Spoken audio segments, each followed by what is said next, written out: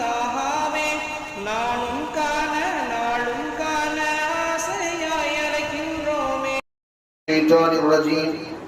பிஸ்மில்லாஹிர் ரஹ்மானிர் ரஹீம். اليوم أكملت لكم دينكم وأتممت عليكم نعمتي ورضيت لكم الإسلام دينا. صدق الله العظيم. وقال نبينا محمد رسول الله صلى الله عليه وسلم من تشبه قوم فهو منه. وصدق النبي صلى الله عليه وسلم. அகிலங்களை படைத்து அரசாட்சி புரிந்து கொண்டிருக்கிற அரசின் நாயகன் அல்லாஹ் ஒருவனுக்கே எல்லா புகழும் புகழ்ச்சியும் உண்டாவதாக. சாந்தியும் சமாதானமும் கண்மணி நாயகம் முஹம்மது ரசூலுல்லாஹ் ஸல்லல்லாஹு அலைஹி வஸல்லம் அவர்களின் மீதும் அவர்களை அப்படியே பின்பற்றி வாழ்ந்த உத்தம சத்திய சஹாபாக்கள், தாபீன்கள், தபா தாபீன்கள், அக்தாபர்கள், அவுலியாக்கள், ஷஹதாக்கள், சாலிஹீன்கள் இன்னும் நம் அனைவர்களின் மீதும் அல்லாஹ்வின் வற்றா கருணை என்றென்றும் நின்று நிலவட்டுமாக. ஆமீன்.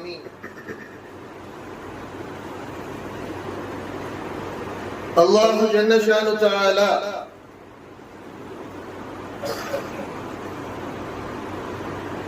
தீனுல் இஸ்லாத்தை இதிலே நாம் பின்பற்றி கொண்டிருக்கிற சட்டதிட்டங்களை ஒரே நாளில் ஒரே முறையில் முழுமையாய் இறக்கவில்லை.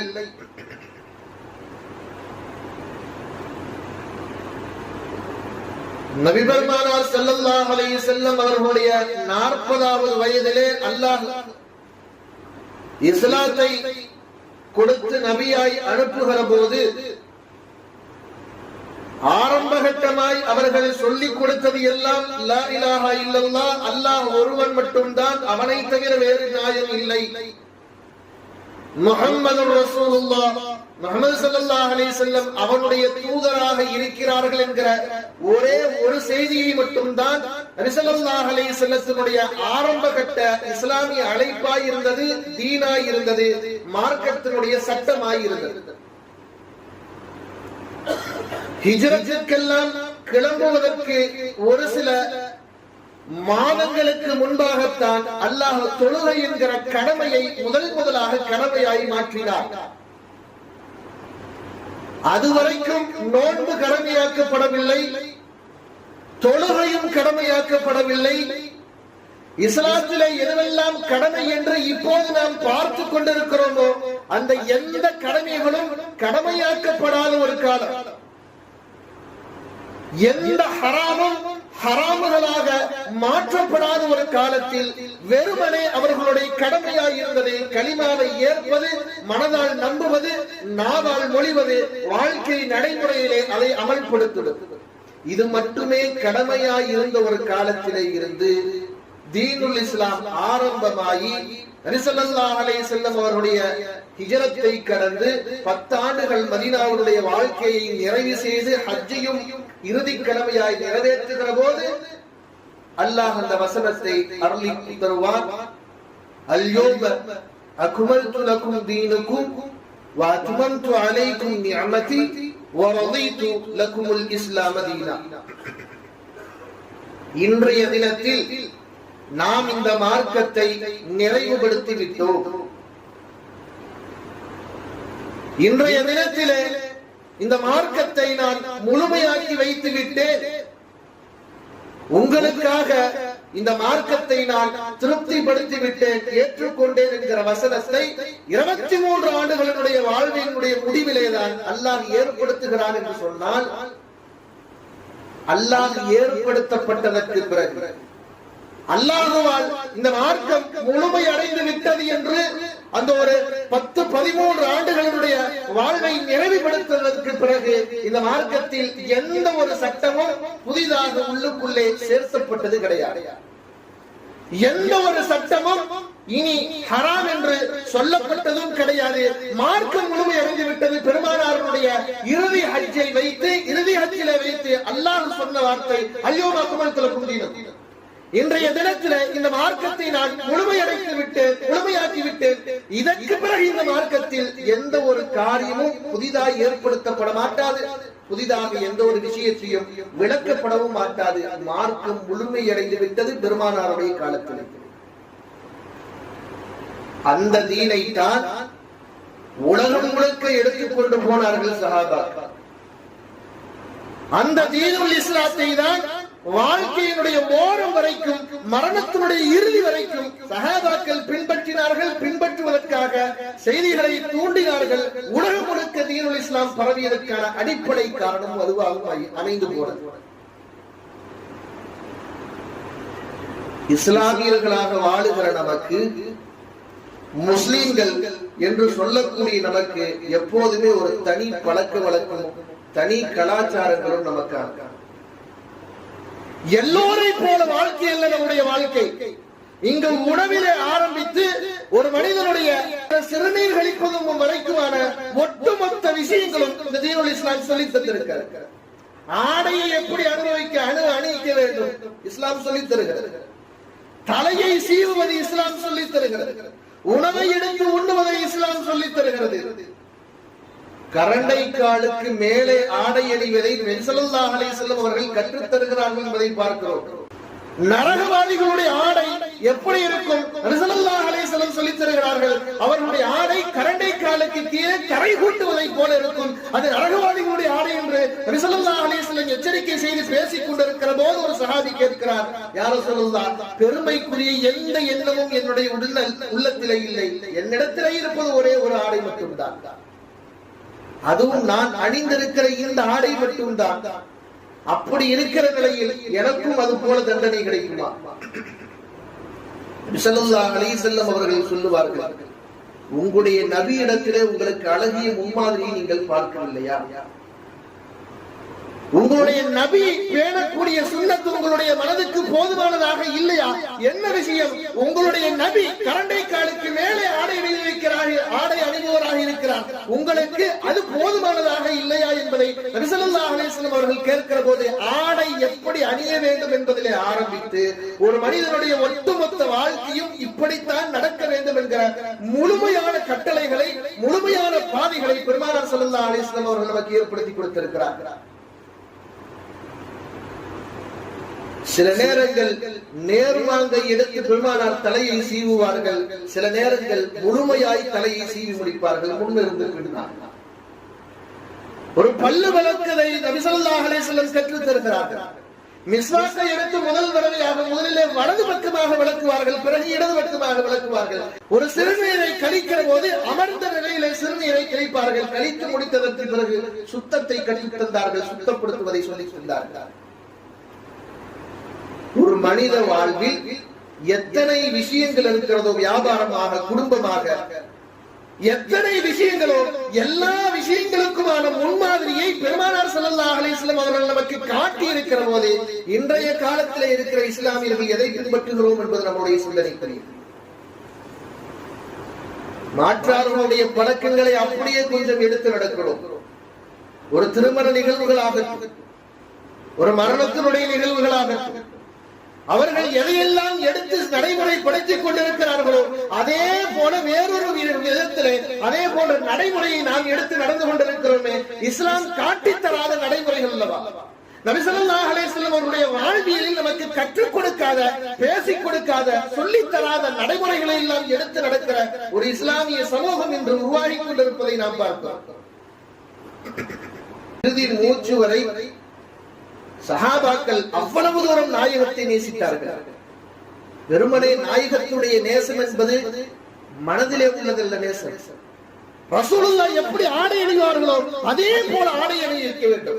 எப்படி சாப்பாடை உண்டார்களோ அதே போல நானும் உண்ண வேண்டும். எப்படி நடந்து கொண்டார்களோ, நடப்பார்களோ, குனிந்தார்களோ அதே போல நானும் நடக்க வேண்டும் என்கிற உச்சகட்ச ஆசையிலே இருந்தவர்கள் சஹாபாக்கள். இன்னைக்கு நாம் ஸல்லல்லாஹு அலைஹி வஸல்லம் பெயர் சொன்னால் ஸலவாத்து சொல்வதற்கு கூட நம்முடைய சிந்தனையிலே வருவது கிடையாது.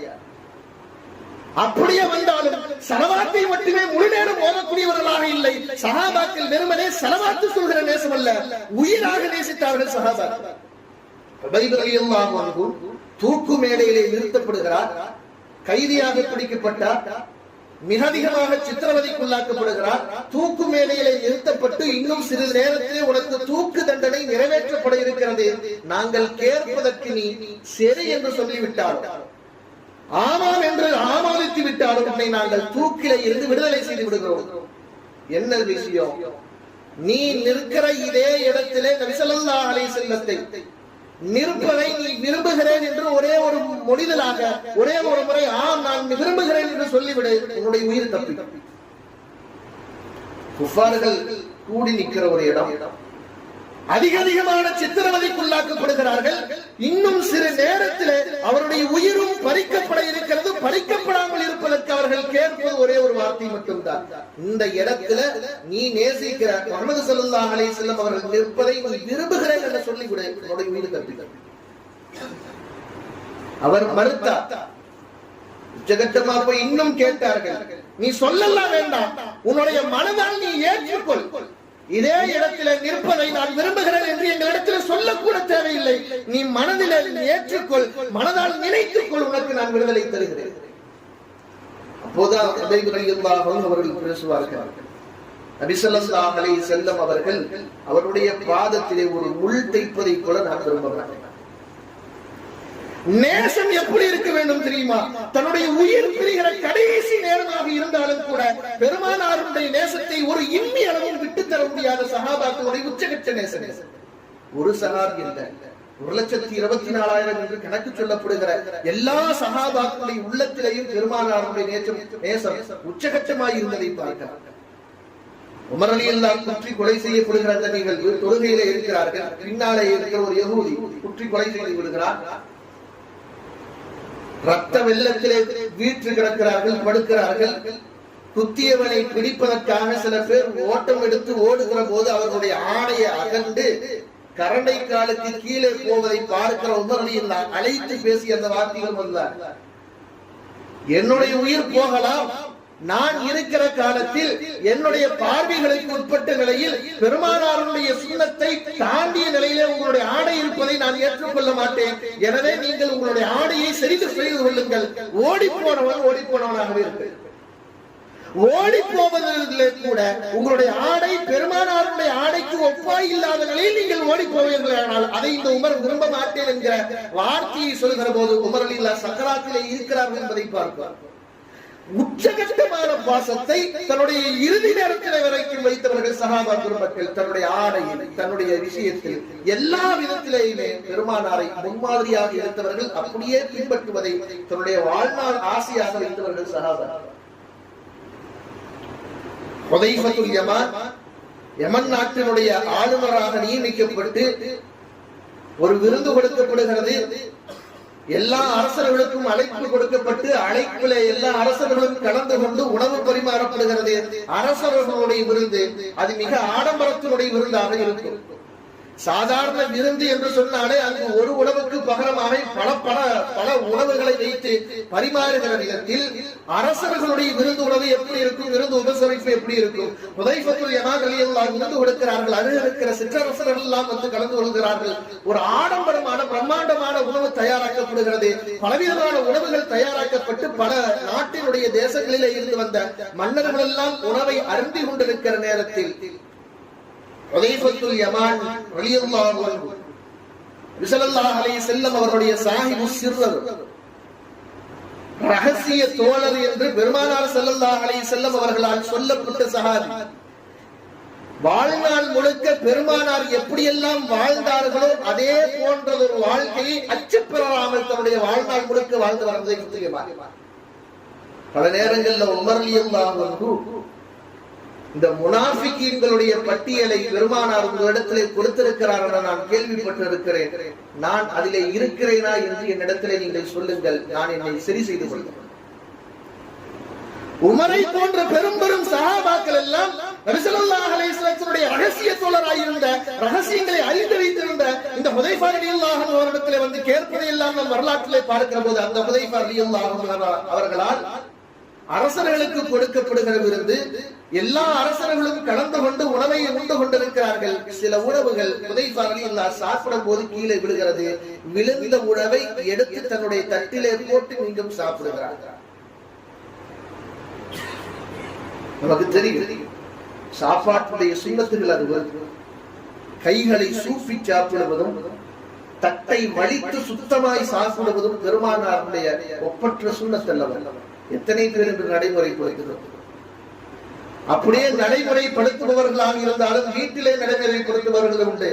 ஹோட்டல்களிலேயோ உணவகங்களிலேயோ அல்லது மண்டபங்களிலேயோ பிறர் நம்மளை பார்த்து என்ன நினைப்பார் என்ற காரணத்திற்காக அந்த சுண்ணத்தை விட்டுவிடக்கூடிய மக்களுக்கு மத்தியிலே ஹுதைஃபா ரலியல்லாஹு கீழே விழுந்து விட்ட உணவை தன்னுடைய தட்டிலே மீண்டும் எடுத்து போட்டு சாப்பிடுவதை பார்த்த அருகில் இருந்த ஆள் சொல்லுவார், அடிமைக்கு சொல்லுவார், அரசர்கள் எல்லாம் அமர்ந்திருந்து சாப்பிடுகிற இந்த நேரத்திலே நீங்கள் இது மாதிரியான செயல்களை நீங்கள் ஏன் செய்ய வேண்டும்?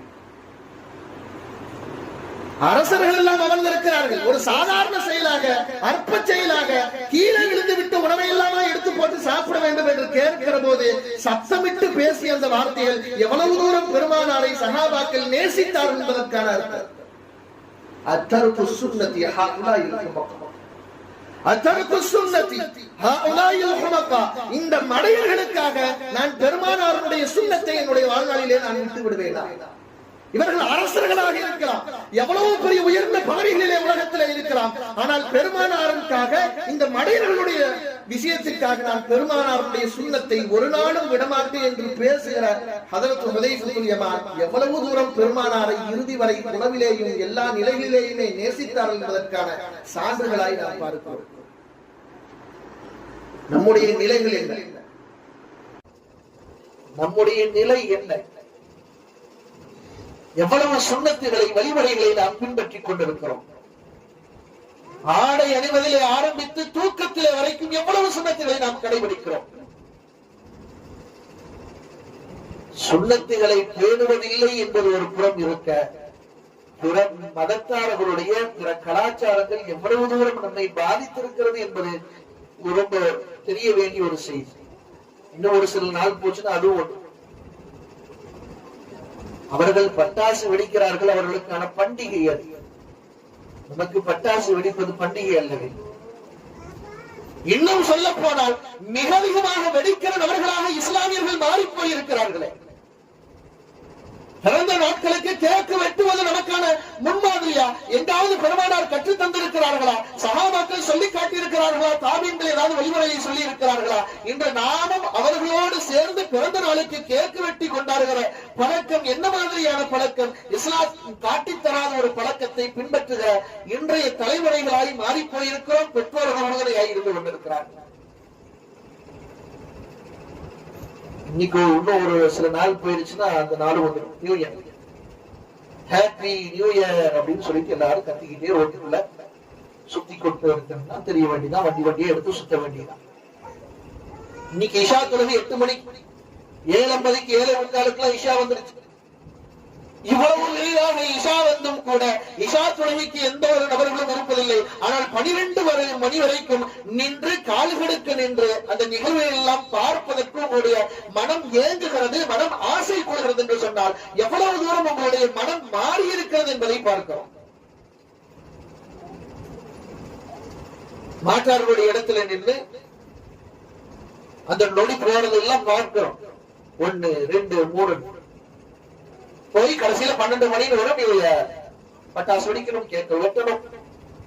அதுவெல்லாம் நமக்கான பண்டிகை இல்லை. உண்மையிலே அதுதான் நமக்கான புத்தாண்டா? உண்மையிலே அது நமக்கான இஸ்லாமியர்களுக்கான புத்தாண்டா? முஹர்ரம் இஸ்லாமியர்களுக்கான புத்தாண்டு அல்லவா? எவ்வளவு நபர்கள் முஹர்ரம் இஸ்லாமியர்களுடைய புத்தாண்டு என்று தெரிந்து வைத்திருக்கிறோம். அல்லது முஹர்ரமுடைய முதல் நாள் இன்று இஸ்லாத்தினுடைய வருடத்தின் துவக்க நாள் என்று எத்தனை பேர் அதை நினைத்திருக்கிறோம்? இஸ்லாமிய வருடங்களே தெரியாத நபர்களாய் மாறி போயிருக்கிறோம். அவர்களுடைய பழக்க வழக்கத்தை எல்லாம் நாம் எடுத்து அதை நாம் கொண்டாடுகிறவர்களாய் மாறி போயிருக்கிறோம்.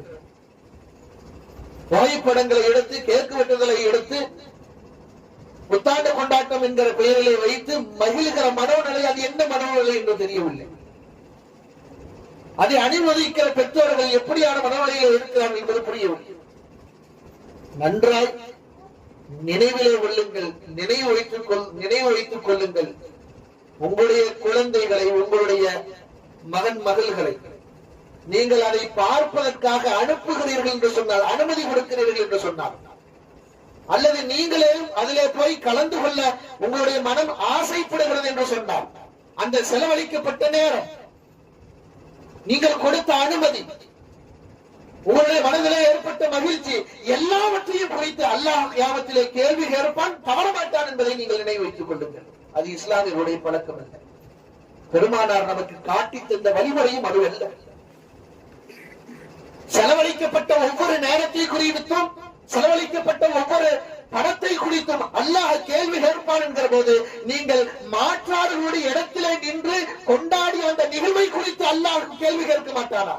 உங்களுடைய மனம் எப்படி அழுகுறித்து மகிழ்ச்சி அடைந்தது என்று கேள்வி கேட்க மாட்டாரா? எப்படி உங்களுடைய குழந்தைகளுக்கு நீங்கள் அங்கு போய் நிற்பதற்கு அனுமதி கொடுத்தீர்கள் என்பதை குறித்து பெற்றோர்களை உங்களை கேள்வி கேட்க மாட்டாரா? அல்லாஹ்வை பயந்து கொள்ளுங்கள். அது மாதிரியான இடங்களில் நிற்பது பெரும் பாவம். இஸ்லாம் நமக்கு அப்படியான வழியை எந்த இடத்திலேயுமே காட்டித் தரவில்லை. உச்சகட்டமாய் நபி ஸல்லல்லாஹு அலைஹி வஸல்லம் அவர்கள் நமக்கு சொன்ன அந்த வார்த்தை கடுமையான வார்த்தை, எச்சரிக்கையினுடைய வார்த்தை. மன் தஷப்பஹ கௌமி ஃபஹுவ மின்ஹும். யார் ஒரு கூட்டத்தார்களுக்கு ஒப்பாய் இவன் நடந்து கொள்கிறானோ, மாற்றார்களுடைய பழக்க வழக்கத்தை போல இவனும் தானும் மாறி நடந்து கொள்கிறானோ, அவன் முஸ்லிம் அல்ல என்ற வார்த்தையை பெருமானார் சொன்னார். மாற்றார்களோடு நடந்து ஒரு கூட்டத்தார்களை போல நடந்து கொண்டவன் அந்த கூட்டத்தை சார்ந்தவனாகவே இருப்பான் என்கிற கடுமையான வார்த்தையெல்லாம் பெருமானார் ஸல்லல்லாஹு அலைஹி வஸல்லம் அவர்கள் பேசி இருக்கிறார்கள். நாம் இஸ்லாமிய நடைமுறையிலே நிற்பதுதான் நமக்கான வழிகாட்டுதலும் வழிமுறைகளும் ஆகும். மாற்றார்கள் அது அவர்களுக்குரியது, அவர்களுடைய வழிமுறை, அது அவர்களுக்கும் அல்லாஹ்வுக்கும் ஆனது. அதை அனுமதிக்கிற பெற்றோர்கள் நீங்கள் நிந்தனைக்குரியவர்கள்.